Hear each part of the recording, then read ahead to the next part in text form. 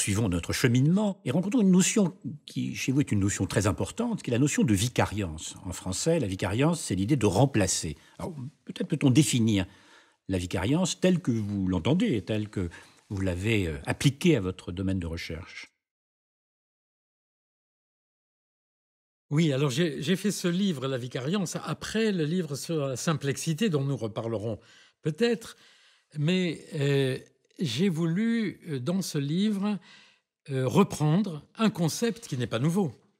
Le vicariant, c'est le vicaire, c'est-à-dire celui qui peut remplacer le curé. D'ailleurs, il n'a pas totalement les mêmes droits sur le plan des activités liées au sacré. La vicariance, c'était un concept déjà utilisé par les psychologues.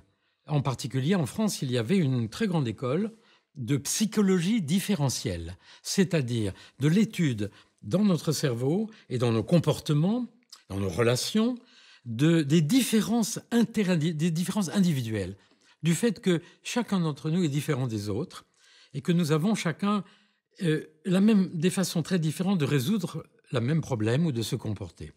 Donc cette diversité des cerveaux, qui était pris en compte par la psychologie différentielle, en particulier en France, a été complètement gommée, oubliée en grande partie, y compris dans la science que j'ai faite, enfin pas moi personnellement, mais dans notre communauté, par le fait que nous avons beaucoup étudié finalement ce qui est commun, les comportements moyens. Et il faut maintenant retrouver, avec les moyens modernes des neurosciences et en coopération avec les champs, non pas d'application, mais d'implication, disons, que ce soit le sport ou que ce soit les autres activités, cette extraordinaire richesse de nos différences. Alors, à quoi correspond cette richesse?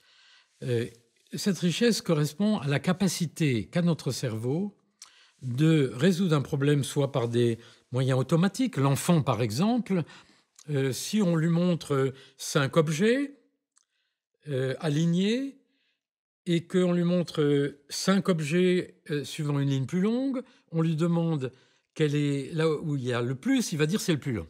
Et puis, à partir d'un certain âge, à partir de 3, 4, 5 ans, il va pouvoir dire non, non, non, c'est là où il y en a vraiment le plus, c'est-à-dire ce qu'on appelle le changement de la stratégie longueur égale nombre, qui est remplacé par la stratégie du nombre. Autrement dit, pour résoudre le même problème, nous avons des stratégies cognitives différentes.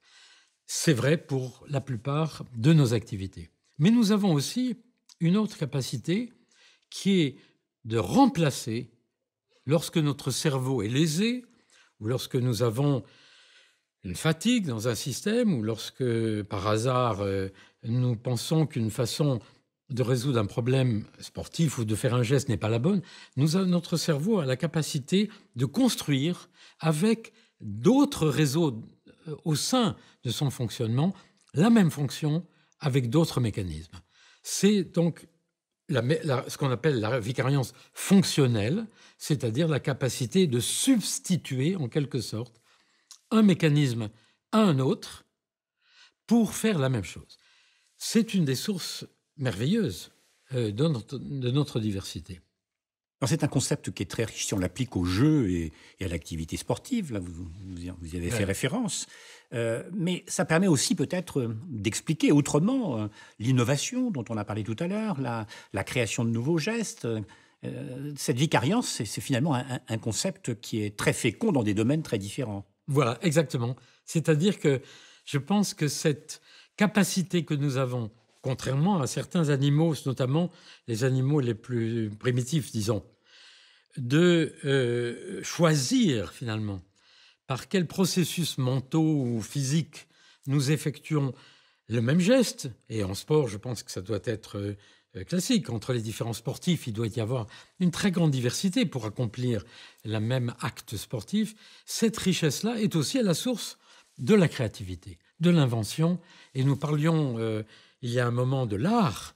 C'est aussi certainement ce qui est à l'origine de la capacité pour les artistes, finalement, d'aller combiner de façon différente les éléments du monde et les relations entre les gens ou entre les choses et nous. il y aurait dans le jeu cette inventivité dont la vicariance permet de rendre compte. Et dans le sport, ce jeu peut bien évidemment subsister, mais il peut parfois être dominé, entre guillemets, par la norme, par la loi du sport. Donc, est-ce qu'il n'y a pas ici une crainte, hein, c'est de voir le jeu disparaître au profit de la norme. Et donc, par conséquent, c'est l'inventivité, la créativité qui en pâtirait. Nous sommes en train de parler de la démocratie, je crois. Presque. C'est-à-dire que c'est un problème universel, celui qui exige qu'il y ait des règles et la constitution de nos gènes, la constitution génétique, le fait que nous avons des traits qui sont communs, que nous fonctionnons en fonction de certaines normes biologiques, des normes biologiques qui assurent l'homéostasie, la survie d'un côté, et de l'autre côté que nous sommes en face d'un monde d'une complexité incroyable, avec des surprises, d'un monde incertain, qui oblige les créatures vivantes, et en particulier nous, mais aussi les sportifs sur le terrain, dans le jeu, à innover en permanence et à trouver des solutions nouvelles. Sans ça, nous n'aurions jamais survécu au cours de l'évolution, et je pense qu'une équipe de football ou un joueur de tennis ou un escrimeur qui ne serait pas capable d'inventer à tout moment des solutions nouvelles, et nous l'avons dit il y a quelques instants, de surprendre, ne pourrait pas survivre dans le mouvement, dans le monde du sport facilement. Et cette notion de vicariance, elle permet aussi de retrouver une réflexion que vous avez faite tout à l'heure, c'est à savoir que des gens handicapés, des malvoyants par exemple, sont capables de jouer au football ou au basket. Hein, oui, et donc, tout à fait. D'une manière très, très efficace. Là aussi, on a affaire à un processus de vicariance. Tout à fait. C'est-à-dire, c'est vrai aussi pour par exemple, les aveugles. Vous savez qu'on a inventé des systèmes pour permettre aux aveugles de voir avec la stimulation tactile, parce que les informations de notre peau peuvent accéder au cortex visuel, et on dispose de méthodes maintenant.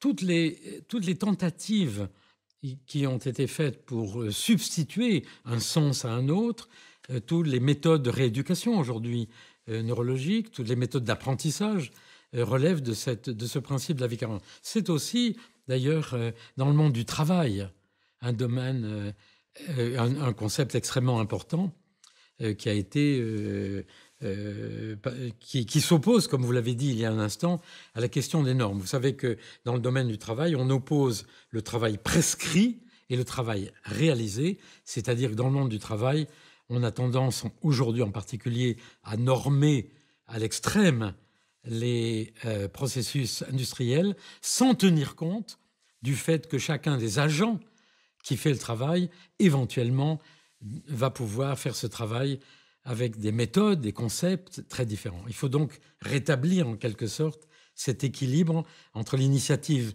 individuelle que nous permet notre cerveau et la norme. Et il faudrait aussi relier la vicariance et la géométrie. Lorsque, par exemple, le footballeur qui tire un penalty, le référentiel du pied, je crois qu'on a pu parler du pied comme une véritable rétine tactile. Oui, moi j'ai employé ce terme.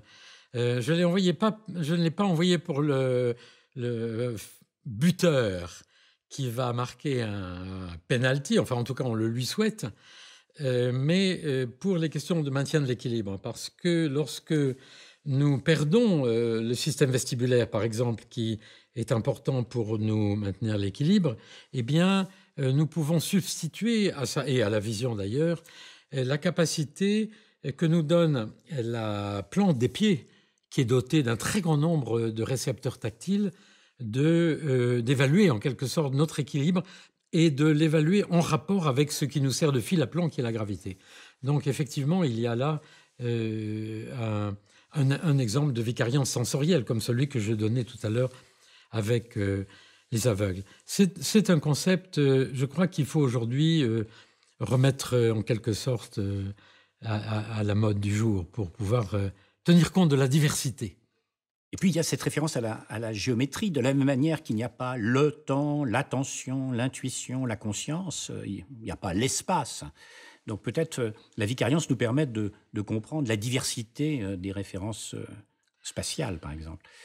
En ce qui concerne l'espace, prenons l'exemple du chemin que nous devons faire pour aller de notre bureau à chez nous. Bien. Ou celui que j'ai dû parcourir de l'entrée de l'INSEP à ce studio. Il se trouve que l'évolution nous a dotés de plusieurs façons de faire ça.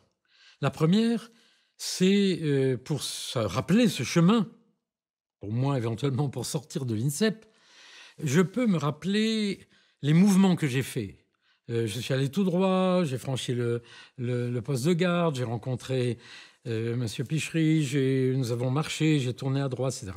C'est la séquence égocentrée, c'est-à-dire en prenant comme référence à la première personne mon corps, de toute la séquence des événements, des mouvements que j'ai faits. Mais j'aurais pu aussi avoir une carte de l'INSEP, où nous pourrions avoir une carte de la ville dans laquelle nous nous déplaçons.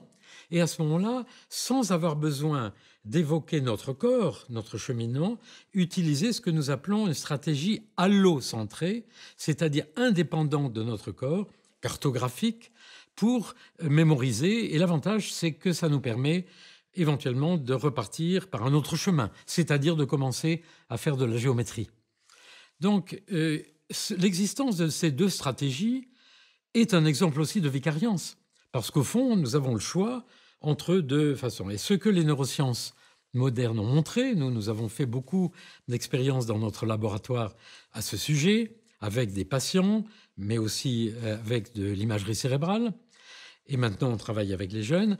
Nous avons fait des expériences pour essayer d'identifier les structures. Et on sait que ce ne sont pas les mêmes réseaux qui concernent soit cette stratégie égocentrée, se rappeler ces mouvements dans leur séquence, soit l'utilisation du GPS, par exemple, de façon cartographique. Vous savez que le GPS, vous pouvez l'utiliser en cartographique ou en égocentré.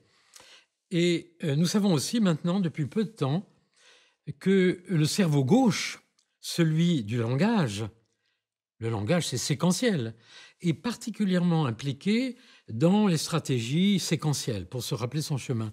Le cerveau droit, lui, est plus impliqué dans les processus de type cartographique. Donc on a là un exemple de vicariance, c'est-à-dire deux façons de faire la même chose, mais en même temps qui montre à quel point les deux façons de faire sont complémentaires.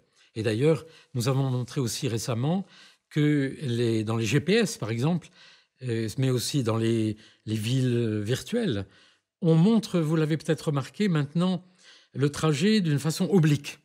Et ça, c'est parce que les industriels ont eu l'astuce de le découvrir, sans savoir comment marchait le cerveau. C'est sans doute dû au fait que quand on voit le trajet en oblique, le cerveau peut encoder le trajet dans les deux systèmes, de façon séquentielle et de façon cartographique. Et lorsque nous avons besoin de nous rappeler notre trajet en fonction de notre sexe, parce que les femmes préfèrent souvent la stratégie égocentrée, pas toujours, les hommes préfèrent souvent la stratégie allocentrée, quand nous, en fonction de la tâche, du sexe, de notre âge aussi, puisque les vieux ont plus de mal à faire cela, et les patients, par exemple Alzheimer, nous pouvons jouer sur ces deux façons d'encoder. Voilà un exemple d'une vicariance, c'est-à-dire deux stratégies qui correspondent à des structures cérébrales bien définies et qui sont en potentiel une très grande richesse de capacité de jouer avec le monde.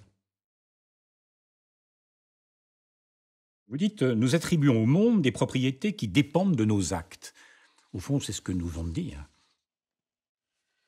Oui, ça, c'est la prolongation de ce que j'avais mis dans mon premier livre.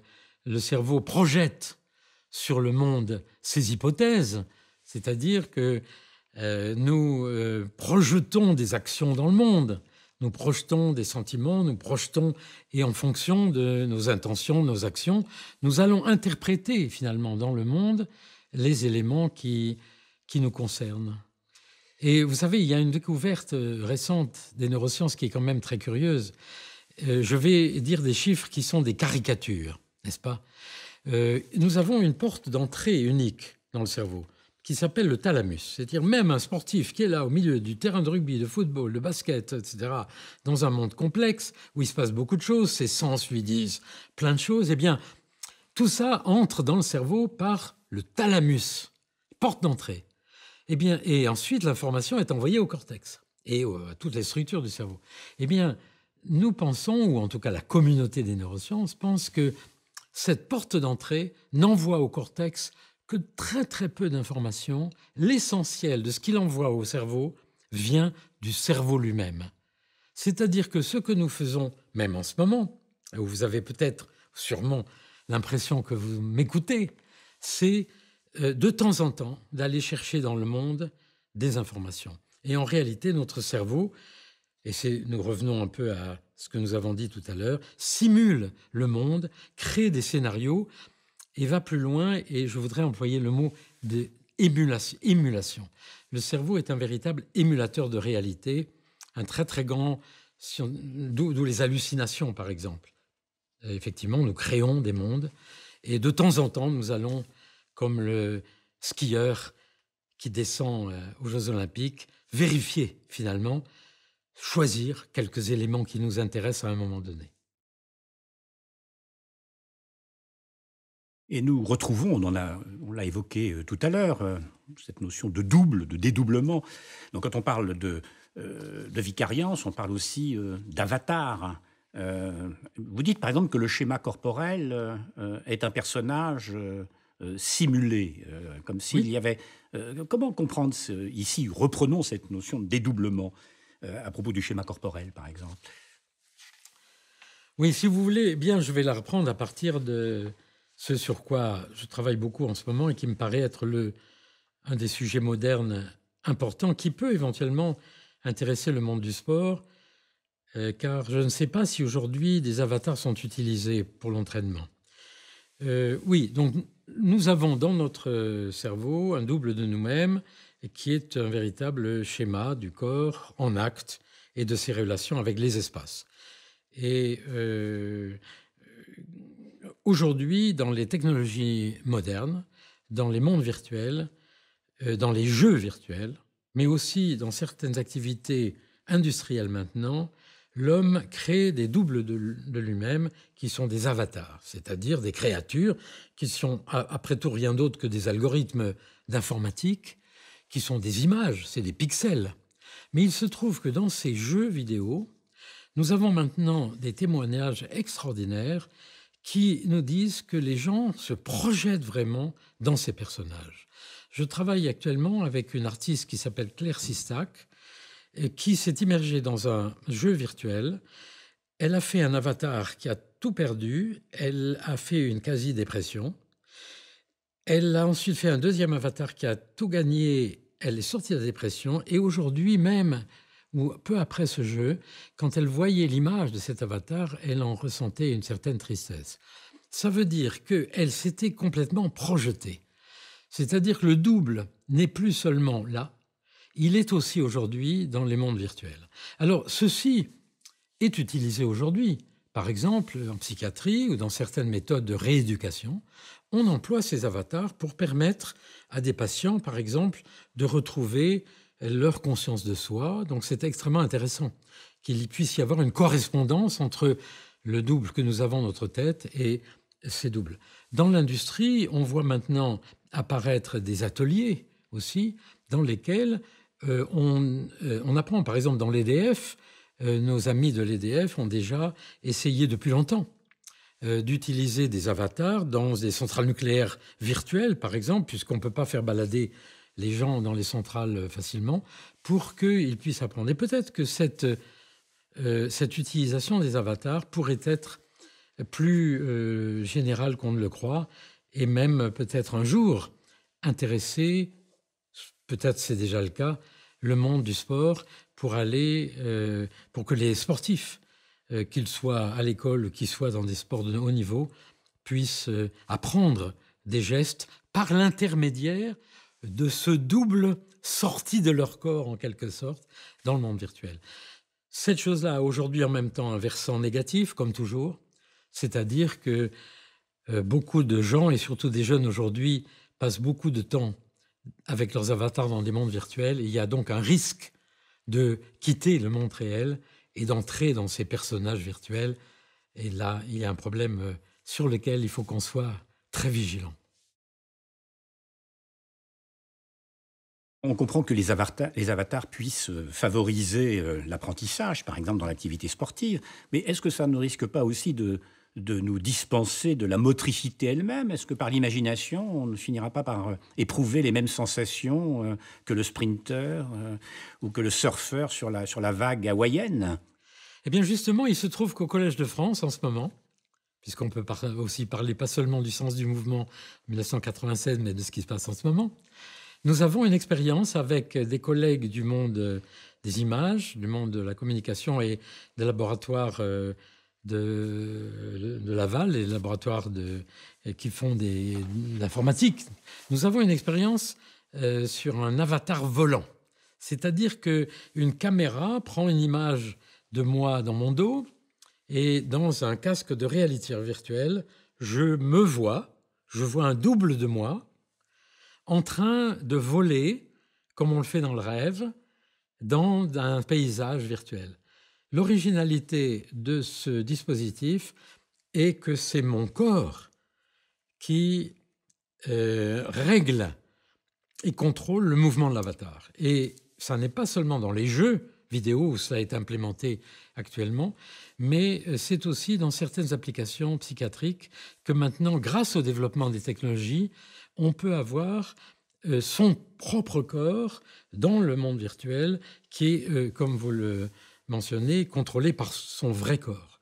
Et en même temps, évidemment, ça introduit éventuellement des conflits, mais cette frontière entre l'image et l'action est en train de tomber et on voit là naître tout un champ qui pourrait aussi être intéressant à explorer et à exploiter peut-être dans cette communauté et ce monde si passionnant qui est celui du sport. On pourrait tout de suite envisager cette question de la disparition de l'être sensible à travers les exemples d'hybridation du corps et de la machine, le développement des exosquelettes, etc., etc.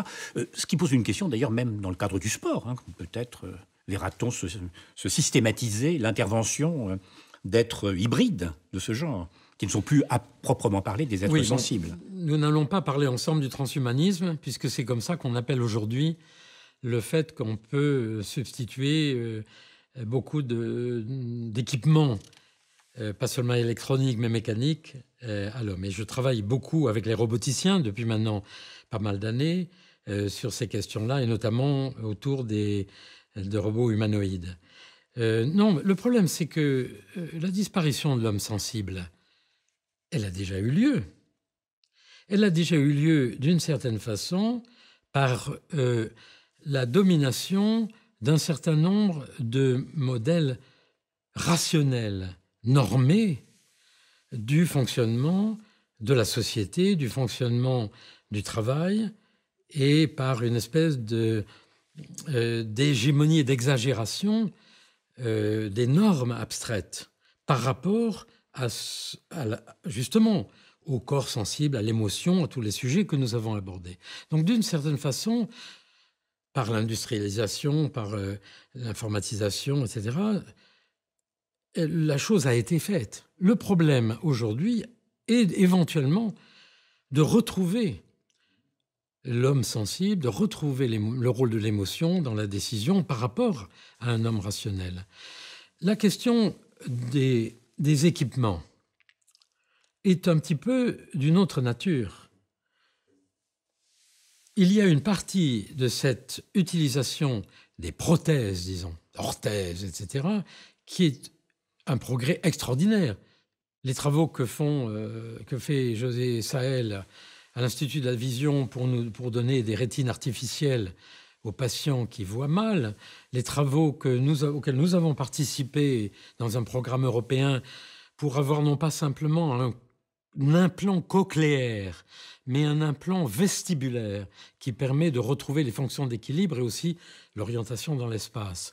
Toutes ces prothèses et les exosquelettes, etc., c'est un projet tout à fait remarquable qui va permettre d'ailleurs la vicariance. Ça va permettre de faire une certaine substitution de certains systèmes à d'autres. Mais c'est à étudier, je crois, dans un autre contexte, qui est aussi celui des relations entre, je dirais, l'homme naturel et les créatures artificielles. Et là, on a un problème que nous n'avons pas encore abordé, qui est celui des différences culturelles. Vous savez que les Japonais ont un rapport très intime avec les créatures artificielles. C'est pour ça, d'ailleurs, sans doute, qu'ils sont très en avance sur les robots humanoïdes. Vous savez qu'au Japon, il y a la cérémonie des aiguilles. On ne jette pas les aiguilles dans les usines de couturières, on les met sur un autel et chaque année, il y a la cérémonie des aiguilles parce que les aiguilles ont une âme. Chez nous, nous sommes dans une culture du golem, c'est-à-dire cette créature artificielle qui s'est retournée contre l'homme. Et nous avons un peu peur de ces créatures artificielles. Et donc, effectivement, le fait de nous transformer, de nous aider par des outils artificiels crée une grande angoisse qui a ses justifications. Donc, c'est un très beau sujet. Justification parce que les capacités physiques, morales, intellectuelles, psychiques de l'homme sont le fruit d'une évolution très longue, sur des millions d'années. Et là, en quelques années, avec la possibilité des artefacts divers, dont les robots, ce sont ces capacités mêmes qui sont oui, on n'en est pas du tout à donner une moralité à des robots. D'ailleurs, il y a eu un travail de l'Académie des technologies il y a 2 ans. Un robot peut-il être conscient ? Les conclusions du rapport sont très prudentes, hein, comme vous pouvez l'imaginer. Et il y a un vrai problème des rapports entre l'intelligence naturelle, l'intelligence artificielle et le problème général des valeurs. Il y a aussi cette remarque que faisait, je crois, Lorenz, hein, quand il mettait en relation l'évolution, par exemple, d'un être vivant et la genèse d'un outil, mettant en relation l'évolution de l'outil avec l'évolution d'un être vivant. Est-ce que l'évolution peut inspirer, peut enrichir la création des artefacts ? L'évolution. Encore un mot au singulier.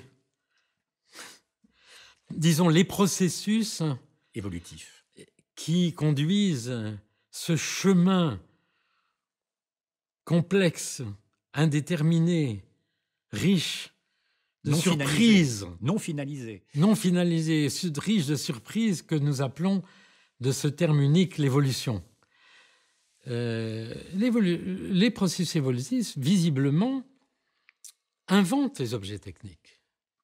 Nous l'inventons, nous inventons un cerveau supplémentaire, nous inventons des outils. Ça fait partie de ces processus, visiblement, de l'évolution.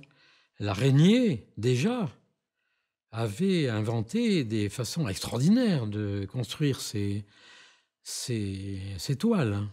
Donc, l'outil n'est pas une invention propre à l'homme. Les fourmis, quand elles construisent leur fourmilière, ou les termites, utilisent des outils. D'ailleurs, une partie des outils sont les outils que l'évolution choisit, sélectionne, pour nous permettre d'appréhender le monde. La diversité des sports est aussi une expression extraordinaire de la vicariance. Sans ça, il y aurait un sport, mais il y a une multitude de sports différents qui révèlent la diversité des moyens que nous avons et des outils aussi. Entre un triathlon et simplement un coureur à pied qui fait le marathon, il y a d'un côté l'utilisation d'outils, de l'autre côté simplement le corps. L'évolution des techniques du sport et la façon dont elles sont imbriquées, si je comprends bien, avec d'une part le corps, mais aussi l'évolution de notre capacité, est un exemple de cette imbrication finalement, de l'évolution et de notre conception des outils. Alors évidemment, il faudrait pour ça aussi lire Simondon, il faudrait relire Marcel Mauss, et il y a eu déjà beaucoup de réflexions dont on pourrait s'inspirer. Mais de tout cela, d'ailleurs, qui permettent de développer l'idée d'une plasticité du corps humain. Parmi les grandes découvertes des neurosciences, notamment depuis une dizaine d'années, il y a celle non seulement de la plasticité du corps, la gonflette des muscles si on les exerce, mais l'extraordinaire plasticité du cerveau. Nous savons maintenant qu'un violoniste va développer particulièrement les aires du cerveau qui concernent la main. Nous savons aussi que les mathématiciens ont certaines aires du cerveau qui sont plus grandes. Travail purement mental. Nous savons aussi que les chauffeurs de taxi londoniens, c'est un très joli papier qui a été fait par une chercheuse à Londres, les chauffeurs de taxi ont un hippocampe plus gros que les piétons habituels. L'hippocampe, c'est cette partie du cerveau qui contient les neurones qui codent la place, qui assure la mémorisation des trajets, qui est impliqué dans l'espace. Et c'est pas étonnant puisque les chauffeurs de taxi londoniens, comme les Parisiens, ont à chercher leur trajet. Nous savons que le cerveau est capable par conséquent de modifier profondément sa structure. Et pour moi qui ne suis plus jeune, la bonne nouvelle, c'est que je suis encore capable non seulement de fabriquer de nouveaux neurones, ça c'est la très bonne nouvelle, alors qu'on pensait encore il y a 20 ans qu'on en avait un capital et puis que ça disparaissait. Mais nous pouvons encore de fabriquer de nouveau. C'est bon aussi pour les personnes âgées qui font du sport. Mais en même temps, nous pouvons aussi développer dans notre cerveau, y compris d'ailleurs dans le cortex frontal, dans les structures impliquées dans la décision, les fonctions qui normalement chez les vieux ont tendance à diminuer, les fonctions exécutives, nous pouvons développer et prendre en charge avec des structures dans notre cerveau nouvelles, des fonctions qui sont normalement prises en charge par d'autres structures. Donc, le cerveau est une structure biologique dans laquelle la capacité de ce qu'on appelle la plasticité est extraordinaire. Et d'ailleurs, nos collègues sont en train aussi de montrer qu'on peut retrouver éventuellement chez l'adulte la capacité de refaire ce qu'on appelle les périodes critiques. Vous savez que chez l'enfant, il y a des périodes du développement où il acquiert la capacité de voir, la capacité de faire des choses. Et puis, si on ne lui donne pas l'occasion à ce moment-là, ça se renferme. Eh bien, la bonne nouvelle aussi, c'est que chez l'adulte, on peut envisager que se réouvre la possibilité de réapprendre. Vous voyez que tout ça est absolument extraordinaire et que tout le sport, justement, dans les activités sportives, physiques et sportives, puisque c'est comme ça qu'elles s'appellent, sont directement concernées par cette capacité qu'a le cerveau de se réorganiser, de recréer des structures, aussi bien pour les activités physiques, motrices, que pour des activités très, très intellectuelles ou tout à fait d'imagination. Ce qui donne d'ailleurs une base scientifique aux intuitions anthropologiques de Marcel Mauss dont vous parliez tout à l'heure. Tout à fait. Deuxième volet de la question, concernant la réalité virtuelle, les casques de réalité virtuelle. Je dirais simplement, est-ce que la réalité n'est pas en train de s'évanouir ? Est-ce que la virtualité n'est pas, d'une certaine façon, la fin de cette construction, peut-être temporaire, qu'était ce qu'on appelle la réalité ? Alors, est-ce que c'est la même chose de regarder un match au Stade de France, dans son casque, à la télévision, dans son casque de réalité virtuelle ou en étant au stade? La réponse, une réponse déjà évidente, c'est la solitude. C'est le fait que... Mais elle est évidente, mais elle n'est pas triviale. C'est le fait que si on regarde un match dans un casque de réalité virtuelle, on est seul. Alors que si on va au match, on est dans ce que Terzieff, je crois, appelait pour le théâtre la dernière activité collective. C'est-à-dire, on est dans ce qui est le fondement, un des fondements de notre corps-cerveau, de notre cerveau-corps, c'est-à-dire le fait d'être profondément et essentiellement social, avec d'ailleurs à la fois tous les avantages et les dérives que ça implique, l'expression. Donc, non, ce n'est pas la même chose. Ce n'est pas du tout la même chose, malgré le fait que nous avons ce système miroir qui nous permet, si nous avons déjà participé à un sport, de bien l'imaginer même quand on est dans le cas de réalité virtuelle. Et même malgré les progrès stupéfiants de la technologie de l'image. Donc, cet aspect social n'est pas du tout le même. Et je pense que il y a toute une partie du réel vécu dans le monde réel avec des vrais gens que l'on perçoit, qu'on peut éventuellement toucher, qui est importante. Je vous donne un exemple. Il y a des patients qui ont une difficulté à répondre au médecin si le médecin leur demande « montrez-moi mes oreilles ». Imaginez que vous êtes en train, ou demandez-moi de vous montrer vos oreilles. Allez-y. Dites-moi, montrez-moi mes oreilles. Montrez-moi mes oreilles. Voilà. Je suis le patient. Le patient fait... Alors vous insistez, vous dites non, montrez-moi mes oreilles. Le patient fait... Le patient ne peut pas sortir de son corps et entrer avec votre corps une relation qui lui permet de se mettre une des composantes de l'empathie, de prendre vraiment conscience de votre existence. Ce qui est intéressant, c'est que si maintenant vous avez des lunettes et vous me dites « montrez-moi mes lunettes », le patient va montrer les lunettes. C'est-à-dire qu'il y a quelque chose de très spécifique à la présence d'autrui vrai. C'est-à-dire si au lieu d'avoir devant moi en ce moment, j'avais un avatar qui me posait la question, comme d'ailleurs on le voit maintenant, par exemple sur le net on peut apprendre des langues vivantes, vous savez, on a des avatars qui parlent avec vous en anglais, en chinois, etc. Eh bien c'est pas la même chose. Donc la relation du corps à corps, du brain to brain, est quelque chose de très très extraordinaire, très mystérieux, qui passe notamment par le regard, par le fait que quand j'établis le regard avec vous, j'ai les émotions, etc. Et ça, il faut encore qu'on le comprenne. Voilà. C'est-à-dire que on a du mal encore à remplacer la vraie présence. Je pensais, là je pousse les choses On évidemment. ne peut pas encore aimer vraiment un avatar.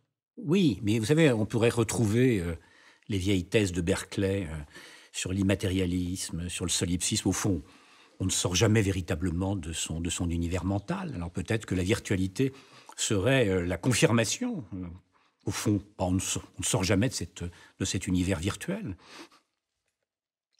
Puis-je sortir de cette virtualité pour en juger?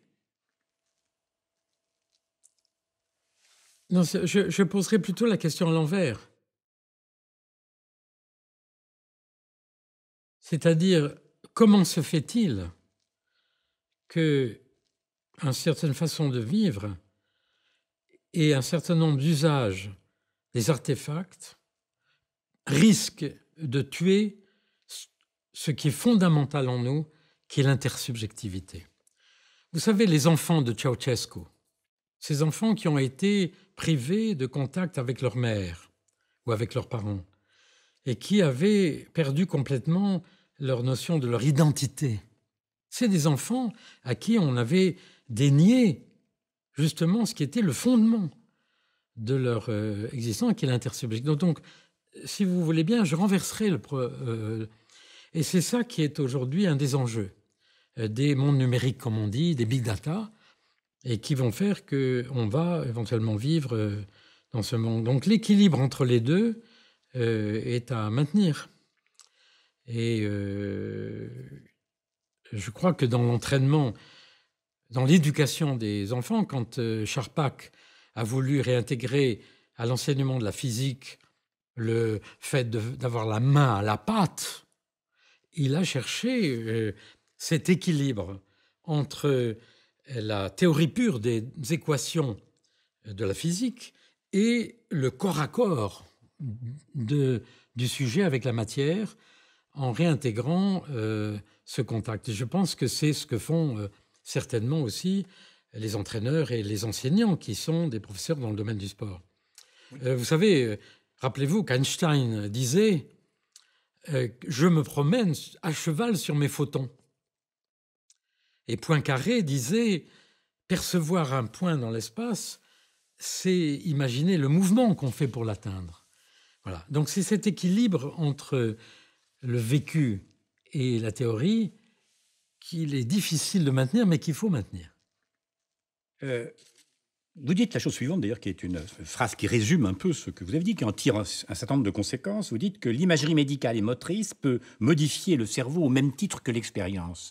Oui, oui, mais c'est ce dont nous venons de parler, c'est-à-dire que l'exercice mental bien conduit, il faut faire attention parce que il peut être mal conduit, peut produire des modifications dans notre cerveau équivalentes ou complémentaires à l'exercice physique. Et là, effectivement, il faut faire très attention parce que, d'abord, il y a des charlatans qui, dans le monde aujourd'hui, ont des dérives. Deuxièmement, qu'on sait très bien, je pense, et je parle avec précaution puisque ça n'est pas mon métier, je crois savoir que dans le domaine du sport, où on fait dans un certain nombre de pratiques de l'entraînement mental, il y a une vigilance particulière des entraîneurs pour que cet entraînement mental ne fasse pas courir non plus des risques en étant trop éloigné du réel. Donc, il y a certainement des capacités par l'entraînement mental de produire des modifications du cerveau qui permettent d'être plus performants, disons, ou de réaliser des choses qu'on ne sait pas faire avant, mais il faut aussi être extrêmement prudent. C'est un petit peu comme dans le reste de la vie. Hein. Et on parle de cette interaction de l'homme et de la machine, on vient d'en parler. Est-ce que finalement, ça n'est pas simplement la prolongation d'autres formes d'interaction ou d'articulation, je ne sais pas, avec les livres, avec l'image au cinéma, avec le théâtre dont vous parliez tout à l'heure, ou ce qui se passe dans les stades. Au fond, est-ce que ça n'est pas, est-ce qu'à l'œuvre n'est pas un processus au fond assez analogue? L'articulation homme-machine et l'articulation avec les livres, la matérialité du livre. Finalement, il y a une interaction de l'homme et du livre, du spectacle. Non, c'est enfin, encore une fois, permettez-moi de changer un peu la formulation de la question. Le problème n'est pas de savoir si c'est un peu équivalent. Le problème, c'est de dire que c'est une des modalités que notre cerveau de primate et d'homme et l'acquis culturel, qu'il ne faut pas oublier, de notre histoire et du choc aussi des cultures, nous permet. C'est-à-dire que ce qui est tout à fait extraordinaire dans le monde d'aujourd'hui, dans lequel je crois s'insère ou doit s'insérer le monde du sport, c'est l'extraordinaire ouverture, capacité, variété des interactions que nous pouvons avoir avec le monde et avec la nature. Le rapport entre l'homme et la nature. Et je pense que le sport est aussi une façon de retrouver ce lien. Nous avons assisté et nous assistons à un écart de plus en plus grand entre l'homme et ce qu'on appelle la nature, encore un sujet au singulier, disons les natures. Vous retrouvez Philippe Descola, votre ancien collègue. Oui, bien sûr. Et Philippe Descola est un grand pionnier sur les relations particulières, en particulier entre les hommes et les animaux, enfin dans ses descriptions, mais aussi sur l'agentivité de l'image et tout ça. Donc nous réfléchissons là-dessus et il est à peu près clair que nous avons à réfléchir, mettre en cause même éventuellement, un certain nombre des modèles au sens cadre de pensée, économique, même écologique d'une certaine façon, une certaine approche de l'écologie, historique, énergétique, sur lesquels on pense aujourd'hui les rapports avec la nature. Et là-dedans, il faut retrouver effectivement le sujet, l'homme, et mettre ça dans la perspective de l'évolution. Donc le problème n'est pas simplement les rapports avec les créatures artificielles, il est, de façon plus générale, notre insertion dans l'univers, Mais cette dans la galaxie. Dans la galaxie. Allez, Allons-y. allons-y. Mais Ah, vous savez, j'ai fait des expériences dans l'espace quand même. c'est vrai. Voilà, j'ai travaillé beaucoup avec les cosmonautes pour essayer de commencer cette aventure qui ne fait que commencer. La création, la capacité finalement à fabriquer des avatars, ça peut nous conduire à envisager une notion, vous allez me reprendre bien sûr, qui est la notion d'illusion. Alors illusion, encore un mot au singulier, mais est-ce que l'homme est-il un être qui se caractériserait par cette capacité à raconter des histoires, peut-être à se raconter des histoires Alors, j'ai une définition que j'avais déjà proposée dans le sens du mouvement, sur lequel je n'ai pas beaucoup progressé, parce qu'un scientifique, quand il progresse à tout petit pas, n'est-ce pas? Et doit éviter de faire semblant de beaucoup progresser. L'humilité est la première des qualités. J'ai une distinction entre illusion et hallucination. Pour moi, l'illusion, c'est une solution. C'est-à-dire quand je vois un cube de Necker ou quand je vois dans le monde une situation ambiguë, car le monde est essentiellement constitué d'éléments ambigus. Nous passons notre temps à confondre. La nuit, on voit des rochers qui ressemblent à des hippopotames, etc. Enfin, notre cerveau doit prendre des décisions parce que nous devons agir dans le monde. Et donc l'illusion est souvent une solution que trouve le cerveau dans une situation ambiguë. L'hallucination est plus proche de ce que vous évoquez. Quand le grand mathématicien Laurent Schwartz, un an avant sa mort, est venu me voir dans mon bureau au Collège de France et m'a dit « Alain Berthoz, je viens vous voir parce que quand je regarde la télévision, je vois un hussard en habit debout à côté de la télévision. C'est une hallucination. » Et il m'a dit « Ça devrait vous intéresser. » Parce que c'est formidable de sa part. Il m'a dit, ça devrait vous intéresser parce que ça doit révéler quelque chose sur la capacité de création de mon cerveau. C'est là ce dont vous parlez. Et c'est ça le cerveau émulateur. C'est pas seulement le cerveau simulateur qui simule des scénarios à partir des concepts qu'il a, des informations. C'est le cerveau qui invente des créatures. Il me disait aussi, moi je vais au boulevard Port-Royal, je vois une forêt d'arbres, etc. Et il construisait Il suffit de voir le tableau de Jérôme Bosch. Enfin bon. Donc oui, nous avons cette capacité particulière de créer des mondes. C'est pour ça que, si vous permettez, j'ai mis en sous-titre de mon livre La Vicariance, le cerveau créateur de mondes. Parce que je crois qu'il s'est produit quand même, effectivement, dans l'évolution, ce phénomène tout particulier qui a été la duplication et la multiplication des aires, pas seulement pour le cortex préfrontal, mais aussi le cervelet, dans toutes les structures, qui permet ces reproductions. Raymond Ruyère parlait de la reproduction à l'infini. Vous savez, je peux avoir conscience que je suis là en train de parler, mais je peux aussi avoir conscience du fait que j'ai conscience d'être là en train de parler, ou je peux avoir conscience du fait que j'ai conscience d'avoir conscience du fait que je suis en train de parler. En abîme.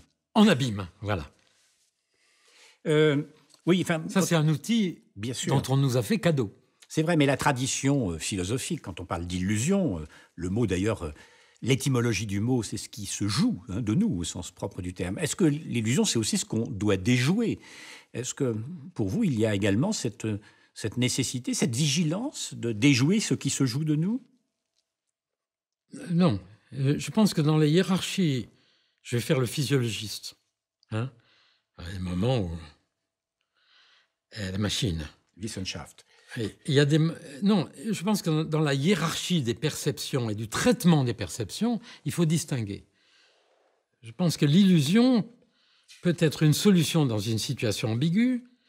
Évidemment, quand on voit un film de Méliès, on peut dire que l'illusion, là, elle est provoquée. Ce n'est pas simplement une situation ambiguë du monde.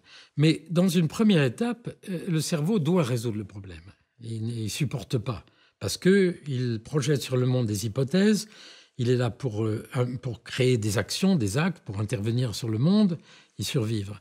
Et puis ensuite, il y a effectivement des traitements de ces processus qui ne sont pas de bas niveau, mais qui sont fondamentaux, qui sont faits par les autres parties du cerveau, qui vont éventuellement regarder le sens de cette illusion. Ça peut avoir. Il y a un très joli petit livre qui vient de sortir de Lionel Nakache sur le signe, dans lequel il dit cette façon dont le cerveau va interpréter de façon très différente des signaux.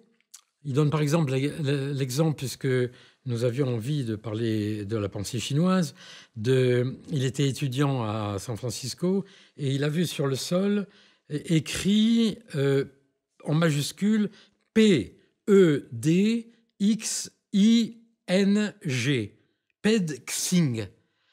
Et il a dit, il y a beaucoup de Chinois ici, et donc ils ont dû mettre un message pour les Chinois. En réalité, ça voulait dire pedestrian crossing. Voilà une illusion qui est au deuxième degré, c'est-à-dire c'est l'interprétation cognitive qu'a fait le cerveau de cette ambiguïté et qui concernait donc la partie du cerveau qui est dans le sens, et le travail a été, comme vous le dites, de déjouer le jeu du signe. Voilà. Donc, mais je pense que ça correspond à des étages de notre fonctionnement cérébral successifs. Vous avez tout dit un instant que la question du transhumanisme, nous allions la passer. On peut quand même s'y arrêter une seconde, même si c'est peut-être pas une question qui... Non, mais on parlait de l'équipement des prothèses. Voilà. Dans le domaine du sport, la question se pose, de savoir si on va équiper les sportifs, j'imagine, une multitude d'équipements, de capteurs sous la peau, partout. Voilà. Oui, la question du transhumanisme, c'est une question qui n'est pas non plus triviale. C'est une question qui se pose à la fois... Mais elle se pose à un niveau philosophique, oui. Elle ne se pose pas pour le scientifique. Bien sûr que si. Mais sûr. Elle se pose à un niveau philosophique pour le scientifique aussi. Oui, bien sûr. Et en quels termes ? Mais sur le statut de l'homme naturel. Parce qu'il y a le isme aussi, c'est pas simplement le transhumain ou le posthumain, c'est peut-être un nouvel humanisme, enfin quelque chose qui remet en cause une certaine représentation de l'homme. Oui, vous savez, je suis maintenant en principe un vieil homme et j'ai connu dans ma vie, c'est l'âge où on commence à dire ça, beaucoup d'utilisation de mots en isme. Oui, mais néanmoins, le transhumanisme naîtrait à la conjonction de quoi ? Des biotechnologies, de l'informatique, des neurosciences. Donc il y a quelque chose ici qui peut être un point obscur, qui n'est pas très clair, néanmoins qui est l'occasion de poser un certain nombre de questions, savoir est-ce que l'humain n'est pas à un moment crucial de son histoire ?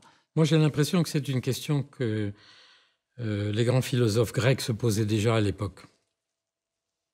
Oui, c'est vrai. Par conséquent, je vous réponds. Non, mais il se posait la question du devenir. Non, je pense qu'à la Renaissance, la même question a été posée. Et donc, c'est une question qui se pose à chaque étape du développement de l'homme. Pas spécialement en ce moment. Elle se pose d'une certaine façon. Et c'est pour ça qu'il est intéressant de parler. Je préfère, chacun d'entre nous préfère. C'est peut-être ma déformation de scientifique étroit. Je préfère parler du problème de l'homme bionique. Voilà une expression.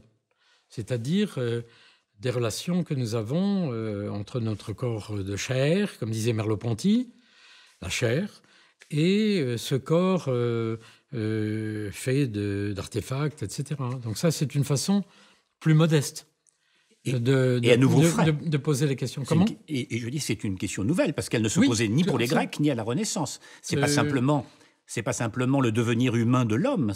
Ici, c'est l'intervention de la science et de la technique, modifiant d'une certaine façon l'homme, ou le devenir humain. Oui, mais vous savez, quand Galilée a inventé la lunette et que les marchands de Venise s'en sont emparés pour voir arriver de loin les bateaux et faire leur marché, la vision de l'homme a changé aussi. Lorsque j'ai travaillé au collège avec une jeune étudiante qui avait fait un mémoire de DEA sur la radiographie. C'est avec elle que j'avais fait ce livre sur les leçons du Collège de France.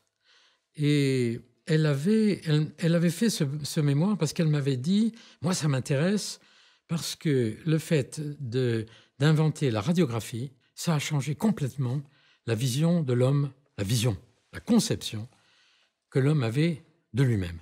C'est vrai. Donc nous sommes à chaque étape à se poser cette question. Et aujourd'hui, plus que jamais, peut-être à cause de l'accélération, n'est-ce pas, des technologies. On découvre aussi quand même que la capacité d'intervention de l'homme sur la nature et de l'homme sur lui-même a pris une ampleur qui n'est pas simplement analysée en termes de degrés peut-être, mais aussi en termes d'une sorte de saut qualitatif. C'est pour ça que nous avons ce petit groupe de travail qui, depuis 2 ans, essaye de réfléchir pour savoir si cette mutation est nouvelle, pas nouvelle, et si les grandes théories aujourd'hui sont adéquates. Vous voyez, c'est un peu arrogant, mais vous savez, un écrivain connu disait « Si on n'est pas socialiste à 20 ans, quand est-ce qu'on le sera ?» Et nous pensons que si on n'essaye pas de se poser des questions à 60 ans ou 70 ans, nouvelles, quand est-ce qu'on le fera ? Voilà. Et la perspective qu'il y ait, par exemple, des compétitions sportives avec des cyborgs, pour vous, c'est dans la continuité oui, mais déjà, du corps si façonné. vous voulez, déjà, moi, je travaille avec les roboticiens, en particulier humanoïdes, depuis maintenant une dizaine d'années. Le problème de créer des robots humanoïdes est un problème extrêmement intéressant. C'est pas seulement le golem, hein. C'est aussi parce que, par exemple, Bruno Maisonnier, en France, a monté Aldébaran. Il a créé ce petit robot Nao. C'était d'ailleurs le premier grand robot humanoïde français qui a permis de rattraper les Japonais. Et les projets suivants, y compris ceux qui sont actuellement en route au niveau européen, pilotés par exemple avec Paolo Dario à Pise, qui est un grand roboticien, concernent le robot compagnon, c'est-à-dire la création d'un humanoïde qui va vraiment interagir avec les gens, avec des tas de problèmes intéressants. Par exemple, celui qui s'appelle de Uncanny Valley, c'est-à-dire le fait que plus il ressemble à nous, plus on est content, jusqu'au moment où il ressemble vraiment à nous, et à ce moment-là, on commence à être inquiet. Donc ce problème-là, il est aussi complété aujourd'hui par le fait qu'il y a des compétitions. La RoboCup, c'est-à-dire qu'il y a déjà des compétitions de football par des robots. Perspective du cibathlon. Oui, voilà. Donc il va y avoir effectivement des interactions intéressantes entre le monde de la compétition sportive par uniquement des hommes et des femmes et des enfants, et le monde de la compétition sportive par des créatures artificielles et peut-être l'hybridation, c'est-à-dire l'ensemble. Mais c'est formidable. Il faut donner aux jeunes aujourd'hui l'occasion d'étudier ces problèmes-là. Et ce qu'il y a d'intéressant dans les neurosciences aujourd'hui, c'est que nous essayons de créer créationnisme dangereux. Je retire le mot. Nous essayons d'aider des jeunes qui sont intéressés par un chemin à l'interface. C'est-à-dire qu'aujourd'hui, des jeunes venus des STAPS, des sciences du sport, des jeunes venus de l'ingénierie, de l'informatique, de la médecine, de la psychologie, de la philo, travaillent dans des équipes interdisciplinaires pour essayer de répondre à toutes les questions que vous avez posées en tenant compte de ces éléments. C'est pas facile, mais c'est extraordinairement intéressant. Oui, moi je pensais à la réflexion de Stephen Hawking quand il dit que l'humain risque d'être absorbé par l'intelligence artificielle, par les algorithmes, par le chiffre. Y a-t-il un catastrophisme là pour vous? Vous savez, moi, ma famille m'accuse d'être un optimiste invétéré. On entre là dans le domaine de l'optimisme ou du pessimisme, n'est-ce pas? Moi, ma famille et moi-même avons connu tellement de catastrophes que nous n'avons pas d'autre solution que d'espérer.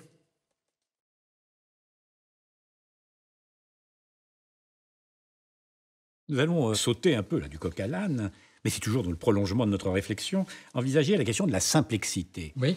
Alors, il faut penser la simplexité en la distinguant bien de la simplicité, mais peut-être aussi de la complexité. Alors, qu'est-ce que c'est que la simplexité? Pourquoi avoir forgé ce concept? Oui. Alors d'abord, je n'ai pas forgé le concept. J'ai cru le forger. Et quand mon livre était sous presse, j'ai découvert d'abord qu'il y avait... J'aurais dû le découvrir avant. J'ai découvert qu'il y avait un livre sur la simplexité fait par les designers américains. J'ai découvert que les géologues avaient utilisé ce terme pour tenir compte des lois de la géologie, parce que y a un mélange de lois générales et de diversité dans l'évolution de la planète. Et j'ai découvert par conséquent qu'il y avait en mathématiques le simplex, que le concept existait. Moi, je l'ai pris sous l'angle de la biologie, parce qu'en physiologie, en génétique aussi d'ailleurs, dans l'étude du vivant, nous découvrons que l'évolution, pour résoudre les problèmes des relations des organismes vivants avec le monde, le vivant a inventé des solutions qui ne sont pas simples, elles ne sont pas triviales, elles ne sont pas non plus complexes. Elles sont quelque part entre les deux. Ça veut dire quoi, entre les deux? Ça veut dire qu'il y a quelquefois des détours par des solutions apparemment complexes. Tout à l'heure, nous parlions du fait que le cerveau décompose le monde visuel, d'abord tout à fait à l'origine, au niveau des premiers relais sensoriels, on décompose le monde en forme, couleur, mouvement. Moi, je vous vois là comme un entier, mais les premiers neurones, c'est la forme, la couleur. On éclate le monde. Ensuite, il y a des voies multiples. C'est une complexité apparente, parce qu'après, il faut rassembler tout ça dans une unité. Sans ça, nous ne pourrons pas agir sur le monde. C'est un détour qui permet justement, c'est la modularité, qui permet justement de faire comme on le fait dans les usines, comme on le fait dans la société, de faire la division du travail. Donc, c'est un exemple magnifique de la simplexité. Il y a aussi l'inhibition, le principe qui consiste à ne pas toujours faire l'action par la simulation, mais éventuellement, d'abord en empêchant, en créant des structures qui vont faire des gestes, des mouvements, des actions, et en les désinhibant. C'est aussi, par exemple, ce qu'on appelle dans nos domaines la réduction de dimensionnalité. C'est-à-dire le fait que le monde est plein d'éléments compliqués, que pour traiter tout ça, il faut des ordinateurs incroyables, mais qu'en réalité, les solutions qui ont été trouvées sont très simples. Par exemple, si je prends une balle et que je vous la lance, eh bien, pour l'éviter, vous pourriez calculer la distance entre la balle et mon bras, du bras au sol, du sol à vous, etc. Le temps que vous ayez fait ça, vous ne pourrez pas l'éviter.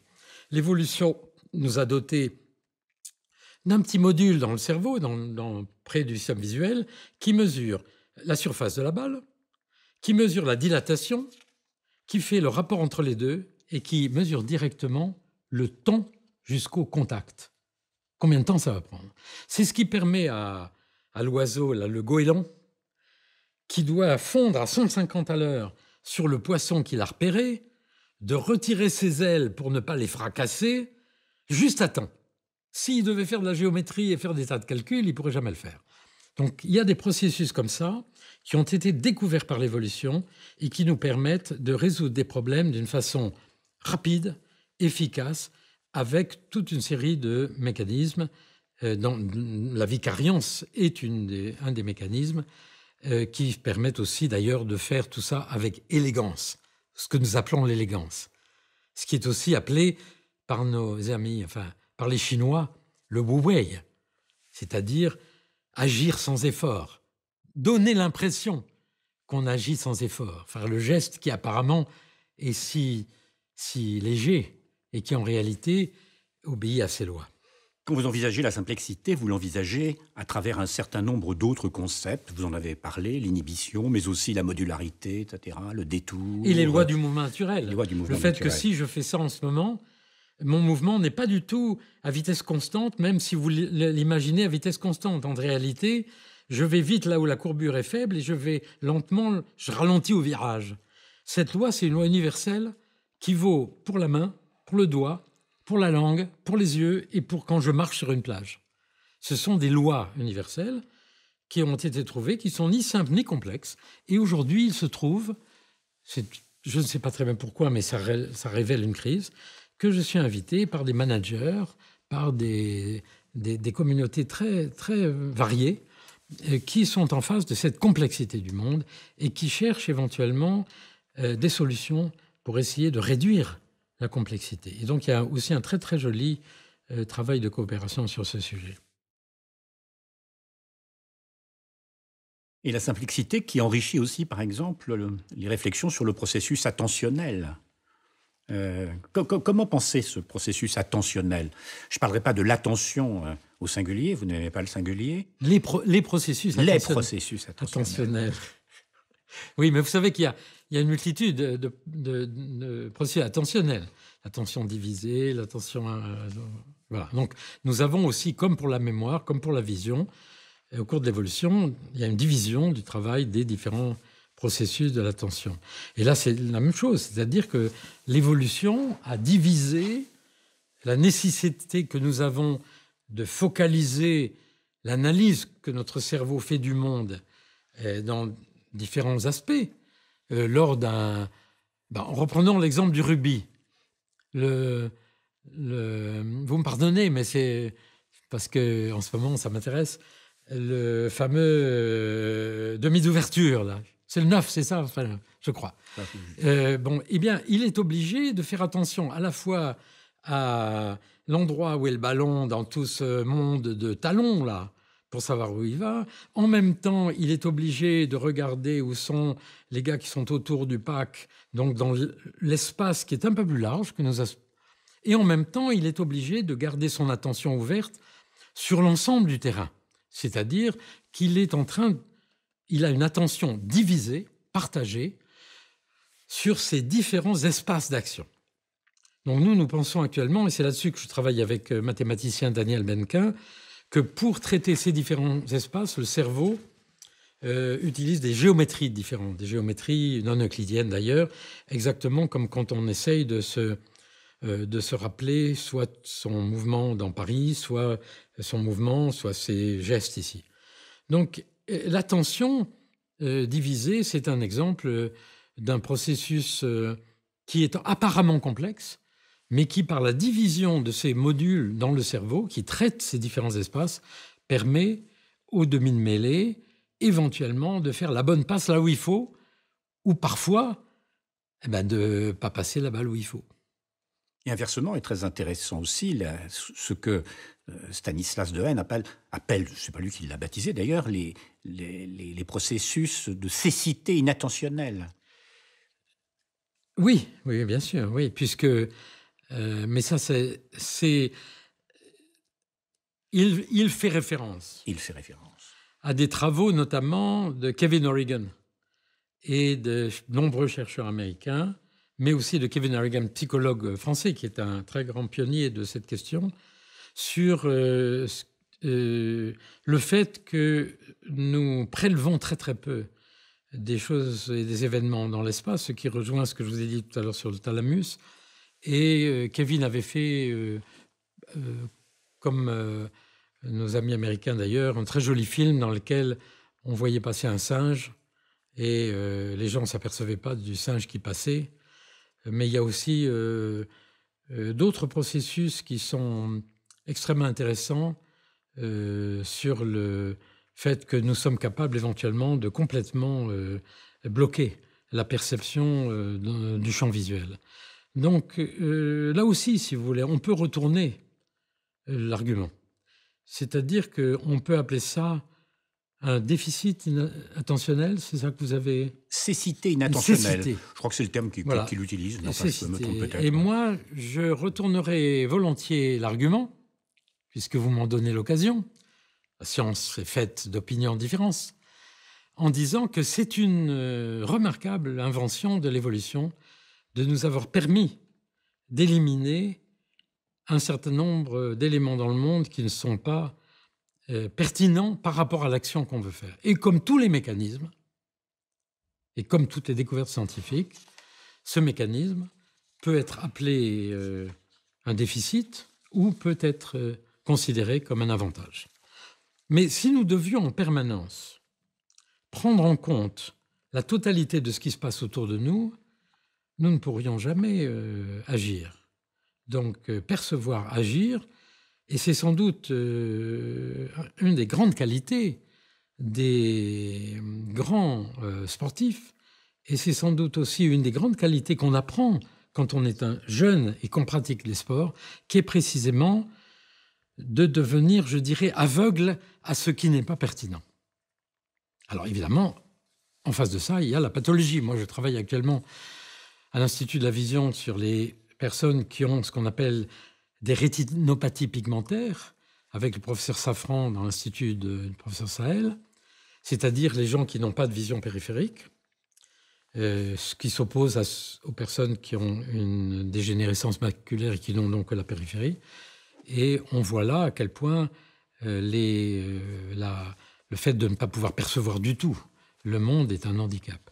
Mais là, la question, c'est le cerveau qui élimine. Ça, c'est très intéressant.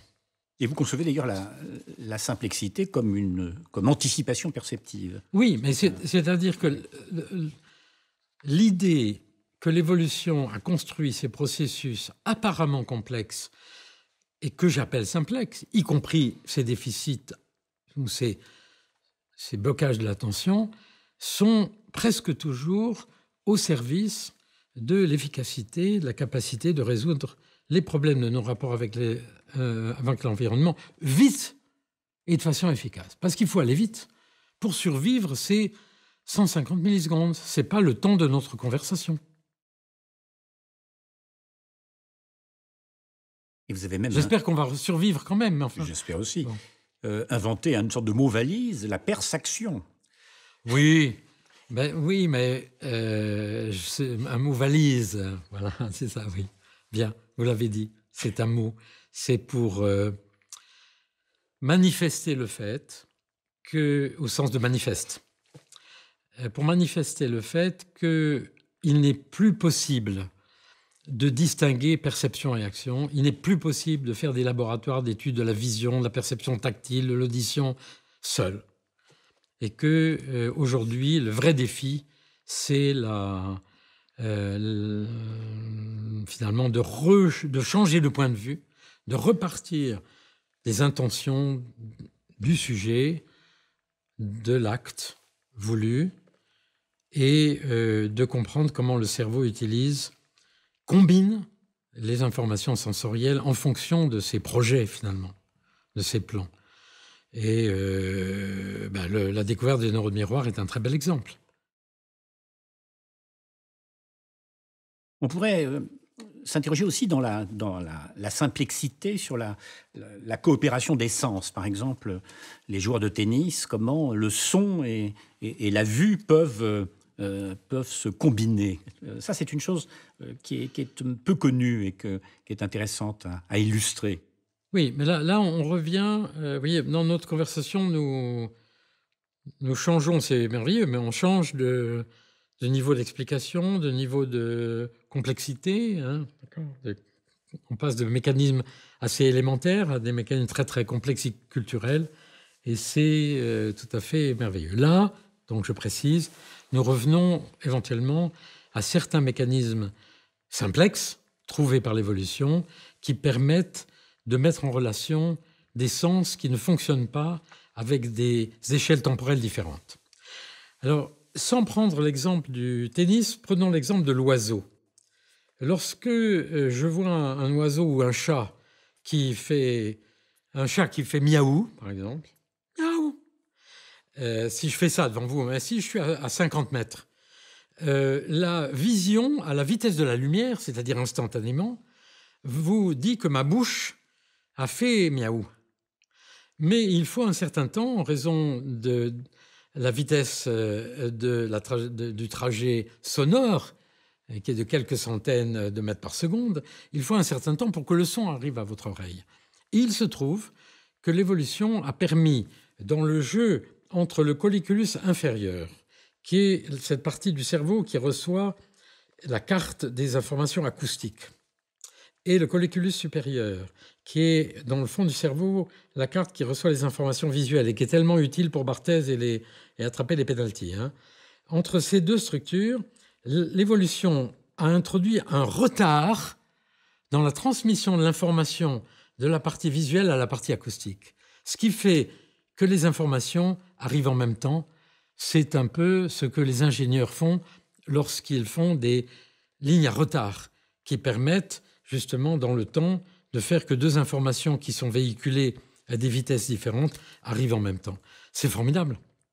C'est-à-dire que l'évolution a créé des retards préprogrammés, en quelque sorte, qui permettent l'unité de nos perceptions. Ça fait partie des mécanismes simplexes aussi.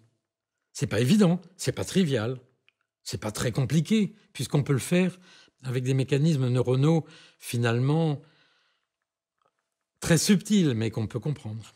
Et ça présente des avantages adaptatifs considérables.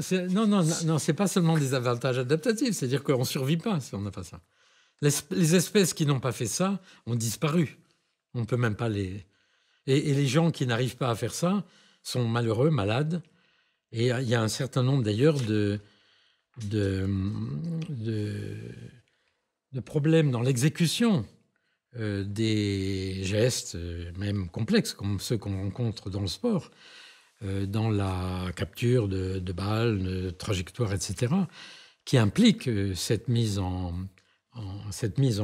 conjonction temporelle et spatiale, etc., et qualitative des éléments. D'ailleurs, il y a une autre dimension qu'on n'a pas évoquée du tout, parce qu'on reste très géomètre, c'est l'aspect émotif des odeurs, par exemple. Dans un certain nombre de cas, l'odeur intervient et les mécanismes là sont très lents. Et puis il y a aussi ces vitesses, ces transmissions des vitesses différenciées. C'est un exemple que vous donnez entre le pied et le cervelet, entre le cou et le cervelet. Oui, 1,80 m d'un côté, 15 cm de l'autre. Oui, on est vraiment là dans la physiologie spinale, mais c'est intéressant pour la motricité dans le contexte de cette maison. Lorsque je tape en même temps sur le cou, et sur la cheville, en même temps, normalement, si la vitesse de conduction le long des nerfs était la même, je n'arriverai jamais à savoir qu'on m'a tapé en même temps sur le cou et sur la cheville, puisque l'information de la cheville arriverait plus tard. Donc j'entendrai pic-pic dans mon cervelet, là. Et il se trouve que l'évolution a fait que la vitesse de transmission des nerfs du cou est plus lente que la vitesse de transmission des nerfs de la jambe jusqu'au cerveau. Ce qui fait que les deux informations arrivent en même temps. Et là aussi, c'est sans doute pas une invention comme ça faite un jour au concours Lépine. C'est, disons, le hasard et la nécessité, je cite de bons auteurs, c'est l'évolution qui, par son jeu, a fait que certaines espèces pouvaient, parfois peut-être par des incidents, arriver à avoir ces propriétés. Vous dites que le geste, je vous cite, est une manifestation de la simplexité parce qu'il est un résumé immédiatement compréhensible d'une réalité complexe. Oui, parce que j'ai dit tout à l'heure que tous nos gestes sont soumis à des lois de mouvement. Ces lois de mouvement, on ne les comprend pas complètement encore leur origine. Certains de nos collègues, nous l'avions discuté il y a 10 ans, disent que ce sont des lois de minimisation d'énergie. Moi, je travaille actuellement avec des mathématiciens à partir de l'idée qu'en réalité, ce sont des expressions d'une production de ces gestes par des géométries non euclidiennes qui intègrent aussi les forces, etc. Mais quelle que soit la raison, il y a donc des lois du mouvement naturel qui permettent aussi de le reconnaître. Et nous savons aussi que si je dessine comme font les calligraphes, il suffit d'aller à l'Institut du monde arabe aujourd'hui pour voir ces merveilleuses calligraphies. Si je dessine une calligraphie sur un papier et que ensuite je la regarde, dans mon cerveau sont activées les mêmes structures que celles qui sont activées s'il y avait un point en mouvement le long de cette calligraphie. Parce que cette calligraphie a été faite par un geste. Autrement dit, il y a une unité extraordinaire entre la production d'un mouvement, la création de la forme du geste et la perception même de l'image. Et c'est ce sur quoi jouent un certain nombre d'artistes. Donc, ce produit final qui est le geste, il est effectivement le résultat d'une coopération et compétition, mais d'une coopération finalement d'une multitude de mécanismes apparus au cours de l'évolution, y compris d'ailleurs ces réseaux dans notre cerveau qui sont des modèles internes de nos muscles, des membres, etc. C'est-à-dire par modèle interne, je le rappelle, on entend des réseaux de neurones qui, quand on met à l'entrée un signal, à la sortie sortent un autre signal, comme s'ils avaient été transformés par un bras qui est lourd, etc. Et nous avons montré dans l'espace, avec les cosmonautes, que ces modèles internes reproduisent aussi, ça c'est le jeu qui permet à l'enfant d'acquérir, les lois de la gravité. Il y a de l'évidence dans un geste, courir, marcher. Oui. En quoi cela relève-t-il de la simplexité? Car c'est, au fond, la simplexité, si j'ose dire, en acte.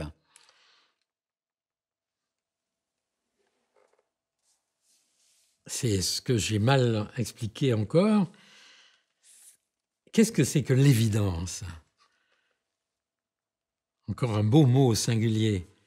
L'évidence, c'est de nous paraître naturel, par exemple, c'est-à-dire de nous paraître créé par un organisme vivant par rapport à un organisme artificiel. Les robots, voilà ce qu'ils font en ce moment. Parce que d'ailleurs, ils ne reproduisent pas les mouvements les lois du mouvement naturel. Donc, il n'y a pas d'évidence dans leur mouvement. Donc, ce qui nous paraît évident, d'une certaine façon, c'est aussi, au fond, ce qui a obéi à ces lois simplexes dont l'évolution nous a fait cadeau. À partir de cette réflexion sur la simplexité, qu'on peut relier à la notion d'espace, c'est Einstein c'est vous qui le citez d'ailleurs, qui définit l'espace comme la quintessence des prolongements d'un corps. Ça veut dire quoi? Que l'espace peut être conçu comme le support de nos configurations d'action? Je crois que c'est une intuition comme celle qu'a eue Poincaré. Quand Poincaré, dans La science et l'hypothèse et dans ses livres, a tellement insisté sur le fait que la notion d'espace, notion au singulier qu'il faut bien sûr complètement réviser, comme l'a fait d'ailleurs magnifiquement Coiré dans ses livres, que la notion d'espace est profondément liée à notre corps en acte. Et pas seulement par l'exemple que je donnais tout à l'heure, mais aussi par le fait qu'il dit que il dit par exemple les souris japonaises n'ont de l'espace qu'une notion 2D parce qu'elles n'ont que 2 canaux semi-circulaires dans l'oreille interne. Ou bien il dit la notion d'espace, il écrit, la notion d'espace est liée à nos gestes, à nos parades. Donc il y a chez ces grands mathématiciens cette intuition que, au fond, les espaces sont toujours d'une certaine façon des espaces d'action et que l'espace est une abstraction créée par notre cerveau. En particulier, Poincaré a une proposition sur laquelle je travaille avec Daniel Benquin et sur lequel d'ailleurs Kevin O'Regan a travaillé aussi avec le mathématicien Noé, à savoir qu'une partie de la notion d'espace est liée précisément à une ambiguïté, c'est-à-dire au fait que si je vois un objet qui se déforme dans le monde, imaginez une bouteille, pour ne pas prendre un objet symétrique comme une balle. Si je vois cet objet se déformer, mon cerveau peut interpréter cette déformation de deux façons. Ou bien c'est parce que cet objet s'est déplacé et que je le vois de point de vue... Je ne parle pas de la bouteille une vraie bouteille qui ne se déforme pas, hein, un objet rigide. Si elle change de forme, soit elle a bougé, soit c'est moi qui ai bougé. Et Poincaré a insisté beaucoup sur cette idée géniale qu'au fond, une partie de notre abstraction de l'espace vient de cette ambiguïté fondamentale qui est d'avoir à décider dans la relation entre les objets et nous, et dans ces déformations qui impliquent l'espace, qu'est-ce qui est dû à notre propre mouvement et au mouvement du monde autour de nous. Et il y a aujourd'hui une réflexion qui intéresse aussi bien la physiologie, parce que on travaille au fond beaucoup sur l'espace avec des concepts qu'on a appris à l'école. Notre école nous apprend que l'espace, c'est des coordonnées cartésiennes, X, Y, voilà. Ça, c'est l'espace. Ou bien, dans ce studio, c'est la dimension. Alors qu'en réalité, sans doute, les espaces sont des constructions de notre cerveau dans lesquelles le corps, le mouvement, intervient énormément. Et c'est un peu ça l'intuition de grands génies comme Einstein, ou même de grands artistes comme Léonard de Vinci, par exemple. Si on lit avec attention sa peinture et ses descriptions de relations entre son intérêt pour les corps et les muscles et l'anatomie, pas seulement comme espace d'anatomie, mais aussi comme, en quelque sorte, modèle de l'espace perçu. Alors, en guise de conclusion, vous venez de parler des intuitions d'Einstein et de Léonard de Vinci. On pourrait peut-être justement aborder cette notion, encore un singulier, l'intuition, on se méfiera, l'intuition qui n'a pas très bonne presse, au fond, dans notre tradition, elle n'est pas très valorisée. D'ailleurs, les femmes sont intuitives, les hommes sont des êtres rationnels. Non, c'est ce qu'on dit, je n'en crois pas un mot, bien sûr. Je ne laisserai pas cette observation sans commentaire. Vous avez raison. Mais on peut s'arrêter à cette notion d'intuition. Quelle place occupe l'intuition ou les phénomènes ou les processus intuitifs dans votre travail? Je vous remercie de cette question parce que l'intuition est le sujet sur lequel j'aurais aimé faire un cours au Collège de France. Puisqu'au Collège de France, nous devions, puisque je ne fais plus de cours, nous devons traiter des sujets sur lesquels nous ne savons pas grand-chose et qui nous paraissent intéressants et complexes. Donc, l'intuition, c'est un très beau concept qui est effectivement, malheureusement, encore un des concepts tout singuliers et qui recèle sans doute un ensemble de processus, de facultés apparus au cours de l'évolution. Je crois que à peu près tout ce que nous avons discuté et toutes les questions que vous avez bien voulu me poser sont pertinentes et ont quelque chose à voir avec cette question de l'intuition. Parce que lorsque un juge dit que dans un jugement criminel, avec 2500 pages de lois, de règles, finalement, il a pris sa décision à partir de ses viscères, ses gut feeling en anglais. Quand on a parlé du réel, quand on a parlé de l'action, de l'inhibition, du faire, nous avons parlé des différents étages de l'imagination, de ce qui compose finalement une intuition. Et donc, il faut faire très attention, comme pour l'empathie, comme pour la décision, de ne pas caricaturer ces grands concepts dont tout le monde sait qu'ils sont en fait très, très complexes. Alors, les hommes et les femmes. Il y a de grandes différences entre le cerveau des hommes et les femmes. C'est un sujet difficile parce que il est souvent aussi dénaturé. En ce qui concerne l'espace, moi je travaille beaucoup sur cette question, sur la navigation. C'est intéressant aussi dans le domaine du sport à cause de la gestion des espaces. C'est pour ça que je m'intéresse beaucoup à ces questions, pas seulement pour l'espace intercorporel comme pour l'escrime ou en basket, etc., mais aussi pour des jeux qui impliquent la navigation, hein, les jeux d'orientation dans l'espace. Il y a de très grandes différences entre la façon dont le cerveau des femmes et des hommes travaillent. Les femmes préfèrent, je l'ai dit, la description séquentielle, souvent. Les hommes préfèrent souvent d'emblée une description cartographique.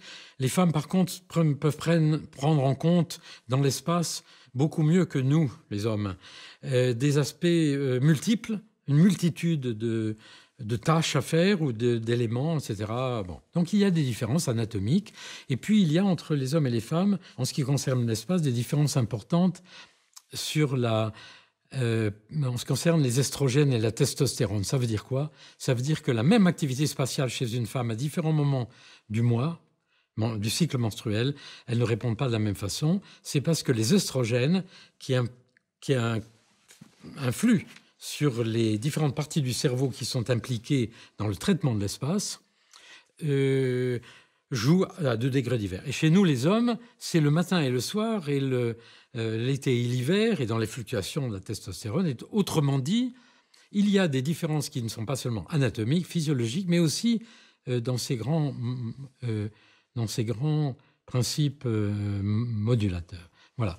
Donc, je crois que avoir répondu à ce défi, il faut éviter de caricaturer cette immense notion d'intuition, tout en reconnaissant le fait que souvent, nous arrivons à résoudre des problèmes, à trouver des solutions, comme l'a fait Poincaré avec les équations différentielles, ou comme nous le faisons, d'une façon soudaine.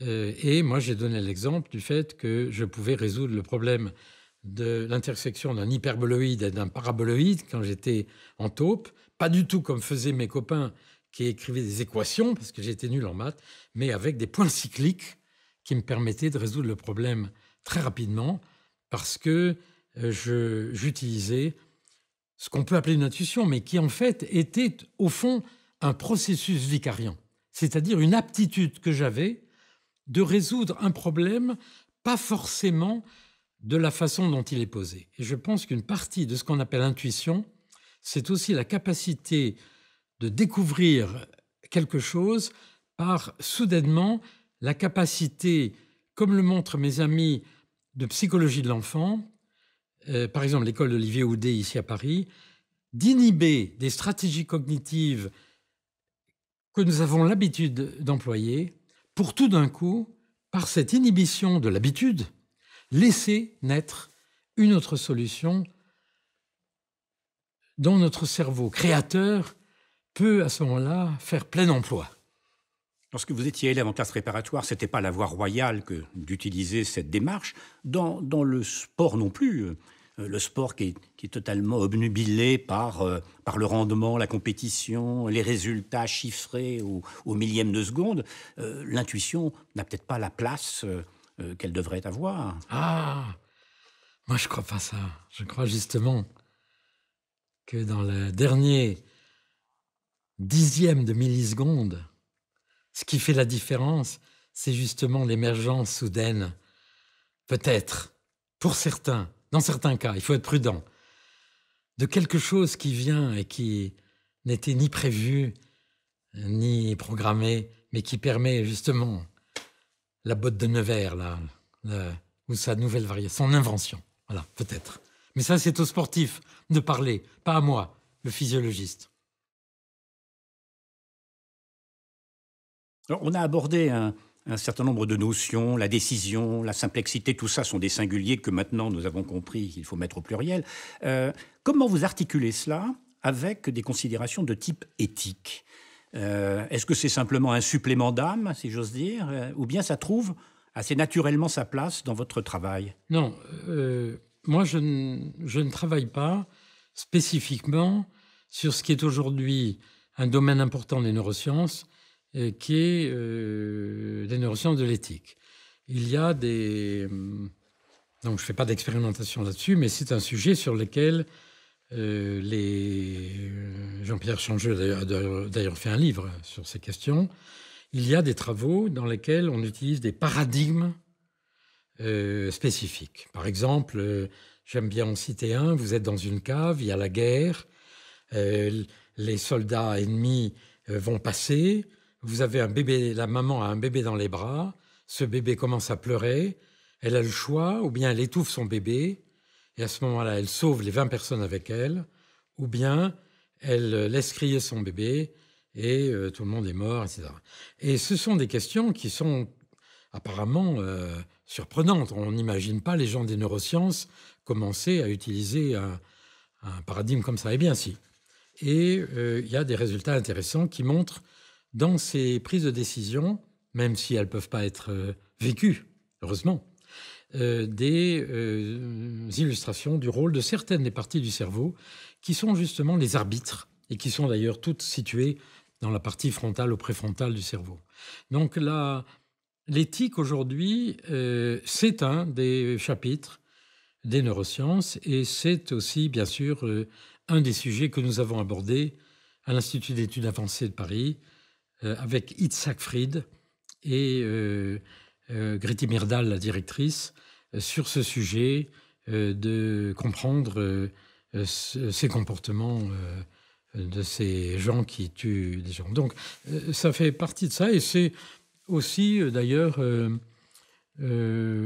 étudié dans des cas moins dramatiques sur l'intervention de l'éthique dans des activités sportives, même scientifiques, puisque vous savez que nous sommes soumis à un comité d'éthique, y compris quand on expose des sujets à des expérimentations qui ne sont pas a priori dramatiques, mais qui peuvent changer le fonctionnement de leur cerveau. Ma dernière question, à 2 volets. Comment mettre nos capacités prédictives au service de la paix ? Et le deuxième volet de cette question, quelle est la part qui reviendrait au sport en particulier dans cette capacité à mettre nos capacités prédictives au service de la paix ?